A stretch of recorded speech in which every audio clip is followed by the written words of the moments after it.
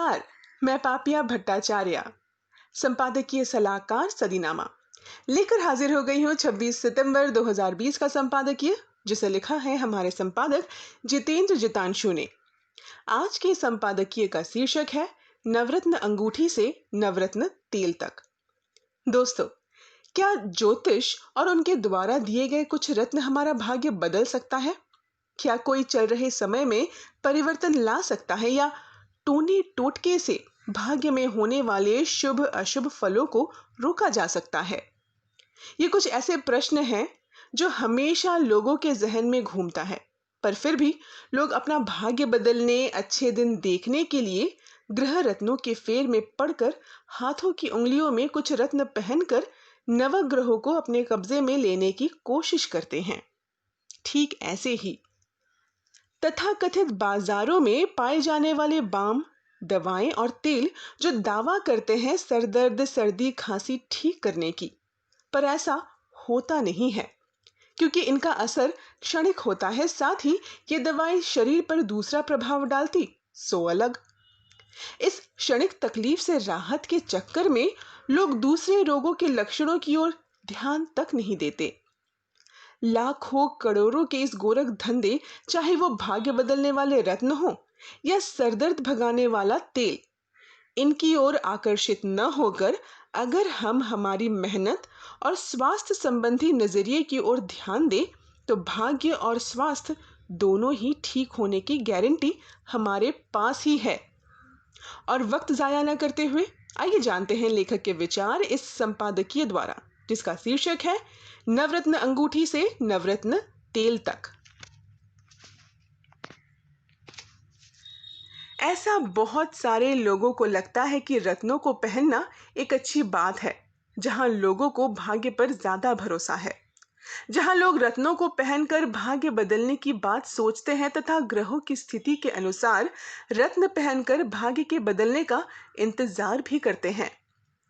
शहर कोलकाता में ऐसी हजारों दुकानें हैं जहां ज्योतिषियों की सलाह लेकर भाग्य बदलने की व्यवस्था होती है, और ये काम लोग धर्म से ऊपर जाकर करते हैं, क्योंकि पैसे का कोई धर्म नहीं होता और भाग्य बदलने का इंतजार भला किसको नहीं होता।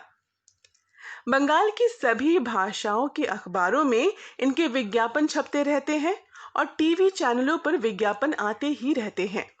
कुछ चैनल 2 घंटे ज्योतिष पर ही दिखाते। अब अगर आपके पास पैसा है तो ज्योतिषी से सलाह लीजिए और ग्रह शांति के लिए रत्न खरीद कर पहनिए। भारतीय दर्शन के अनुसार 9 ग्रह है, 27 नक्षत्र। अब किस किस को खुश किए जाए? हाथों में 10 उंगलियां होती है, अब 10 में अंगूठियां पहनने के बाद 11वीं अंगूठी कहां पहनी जाए? कुछ लोग हाथों में भाग्य बदलने वाली जड़ी बूटी पहन लेते हैं, कुछ लोग बाजूबंद में रत्न बनवा लेते हैं, कुछ बहन लोग गले में और कुछ काले धागे के साथ कमर में इस्तेमाल कर लेते हैं। अब जिस तरह दवाई दुकान पर डॉक्टर बैठता है, उसी तरह बड़े बड़े ज्वेलर्स अपने यहाँ ज्योतिषियों को बैठाने की व्यवस्था करते हैं। भाग्य, मेहनत और रत्नों का कोई मेल नहीं। सारा मामला मेहनत करने या न करने का है। हम अपने बालों में जो कुछ भी लगाते वो सभी रासायनिक पदार्थ हैं, एक पानी को छोड़कर। सर में दर्द होने पर बहुत तकलीफ होती है, और इससे मुक्ति पाने के लिए हम क्या क्या नहीं करते। बुखार और सरदर्द अपने में कोई रोग नहीं होते, बल्कि दूसरे रोगों के लक्षण होते हैं। अब सरदर्द को दूर करने के दर्जनों नुस्खे बाजार में हैं। सरदर्द की गोलियां पूरे देश में अलग अलग बिकती हैं। कहीं ये आनंदकर, सैरिडॉन, डिस्प्रिन, कैफीन और एस्पिरिन की मिलीजुली गोली, यही सब गोलियां सरदर्द में काम आती है। इसके अलावा गर्मा गर्म पेय से भी लोग सरदर्द मुक्ति पाने की कोशिश करते हैं। ये दवाइयां लंबे समय तक लेने से शरीर पर दूसरे असर भी पड़ते हैं।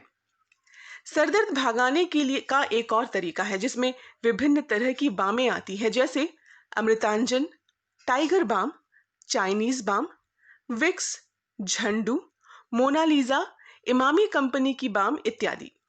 इन बामों का भी प्रभाव क्षणिक होता है। अकेले सरदर्द को भगाने की व्यवस्था करोड़ों का है, जिसमें एक और क्षेत्र है जो विभिन्न प्रकार के तेल बनाता है, जिसमें लाल तेल, काला तेल, पीला तेल और हरा तेल आता है। और इस तरह के तेलों में स्थानीय व्यवसाय ज्यादा है। कई टीवी चैनलों पर बड़े बड़े अभिनेता और खिलाड़ी इन तेलों का विज्ञापन करते नजर आते, जिसमें एक तेल नवरत्न तेल भी आता है। हमें ये मान लेना चाहिए कि जिस तरह नवरत्न अंगूठी से स्थायी भाग्य नहीं बदलता, उसी तरह नवरत्न तेल से सरदर्द का पक्का इलाज नहीं होता। सब हमारी मेहनत और स्वास्थ्य संबंधी नजरिए पर निर्भर है कि हम क्या करें, क्या ना करें, अपनी कौन सी आदत बदल डालें। यही हमारे भाग्य और स्वास्थ्य की गारंटी है। आमीन। दोस्तों, आप सुन रहे थे संपादकीय लेखक जितेंद्र जितांशु। कल एक और शीर्षक के साथ हम वापस लौटेंगे। तब तक के लिए नमस्कार।